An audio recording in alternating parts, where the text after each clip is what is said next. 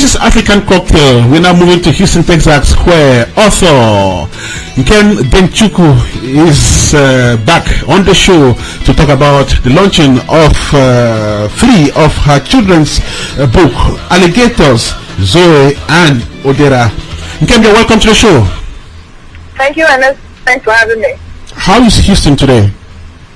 The weather looks pretty good.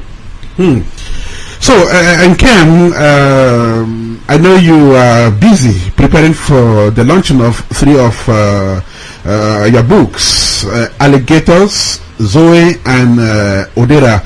Did you say you would just be introducing Odera while you're launching the other two? Yes, I will be introducing the book Odera. It's going to be available for sale probably by the end of November or early December. So, but the other two I'll be launching. Right. So, tell me, these books, are they written for children in the United States of America or children worldwide? No, actually, the books were written with every child in mind, regardless of where the child lives. So it's not for just kids in the U.S., it's for kids everywhere. And so, what is the age bracket of potential readers of these books? So basically, for any child that can read, but from 6 years old and up. Right. So, do you have plans to get these books into a school curriculum, be it here in the U.S. or elsewhere? Actually, the book Zoe, the first edition was actually published in 2013. The mayor of Houston endorsed it, and Houston Public Library actually added it to their title. Right. And some local elementary schools here in Houston, they also added the book Zoe to their title. So, of course, the three books will have to be, sent to schools and maybe libraries. It's not just for the U.S. market; it's for worldwide. Right. So, you call these books inspirational books for children. How are these books intended to inspire these tender readers? I ask this question because inspiration has to do with adults, if I'm not mistaken. And so, why should some books be inspiring to kids when they virtually don't know anything? Well, inspiration is not just for adults; it's for everyone. I always believe in childhood orientation. Right.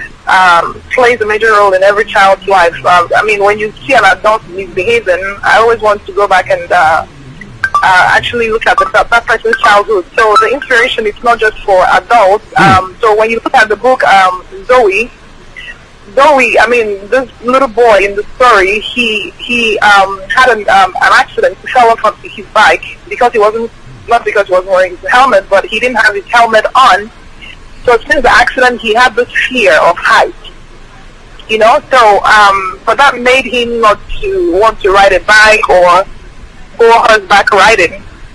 So an adult, if you apply that to where an adult an experience, you will see that if you had a bad experience in a certain situation, then you see maybe the adult will be afraid to maybe in a relationship. Then the person would say, I'm not going to do this next time, I'm not going to do that. So it's not just for adults. So this little boy in the story eventually got inspired by a bird. The bird is actually Zoe. So that's just basically it. The word inspiration there, it's not just for, you said for adults only. No, it's not. Right. You actually inspire one child, and of course, that will take a long way. Right. So, could you briefly remind us about the story in Alligators and Zoe? Yes. Actually, I just talked a little bit more on Zoe, but on Alligators, the bullies of Poughkeepsie, it's just focused on bullies. Bullies are everywhere, and of course, that's a very hot topic in the U.S. right now. Alligators just basically talks about a boy. His name is Peter. He had that experience, with bullies. But of course, when he visits his parents in New York, I chose Poughkeepsie. Poughkeepsie is in New York. So he also met another group of bullies. So basically, from his experience, he tried to reach out to other kids and try to teach kids not to let maybe the things that affected them or things that happened to them to affect the way they live their life. Right. So just basically, focusing on bullies. on bullying. Okay, are these books fictional or true life stories? So fictional.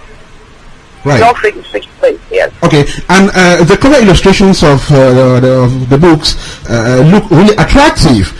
Could you draw some meaning out of these cover illustrations, beginning with Zoe?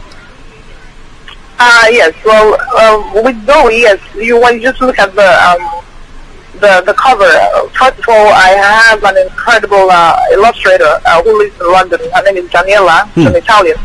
She does incredible work. So when you look at the covers, Zoe or alligators or Odera, it will make you, even if you don't understand maybe what the picture or what the story is all about, when you look at the pictures, it will make you want to know what the story is actually all about. So what would Odera mean? That means destiny, but it's short for Odera. I'm sorry, it's short for Chidera, meaning what God has written, He has written. So basically, your destiny. Chidera, that is in Igbo. Yes. Right. That's the full name of the name, but short form is Odera. Yes. Okay. Now, could you give us a quick technical presentation of the books, the volume, the number of chapters, print quality, and what have you? Well, the quality, I would say the quality is very, very good. Each book has different, of course, the pages are not the same. Right. I think Alligators has about maybe, I don't have it in front of me right now, about 50 pages. Then Odera has about maybe like 53, 54. Zoe, I think Zoe is about 40 something pages. Yes. Okay. Now, tell us about the events during which these books will be launched. It was initially programmed for November the 1st, but looks like you've moved it forward. Yes. The original date was actually for this Saturday, but we moved it to the 8th just to allow us enough time to make sure everything is, ready. Right. So basically, we're going to launch the book next Saturday here in Houston. To get more information on the location, they will have to, get on Facebook, either through me, Nkem Denchukwu, on Facebook, or on the live lesson on Facebook. Have the venue and time changed? No, the venue remains the same and the time remains the same. Just the date. The date has been moved. And what's the venue? Well, actually, the venue, that all that information I have on Facebook. So anybody who is interested in coming will have to, check us out on our page on Facebook. Yes. Nkem Denchukwu, thank you so much for joining us here and talking about these books that are at the verge of being made public. Thank you, Ernest. Thanks for having me. Okay, do have a fantastic rest of the day out there in Houston, Texas. Her name is Nkem Denchukwu. We've had her on this show a couple of times. She is a producer as well. Okay.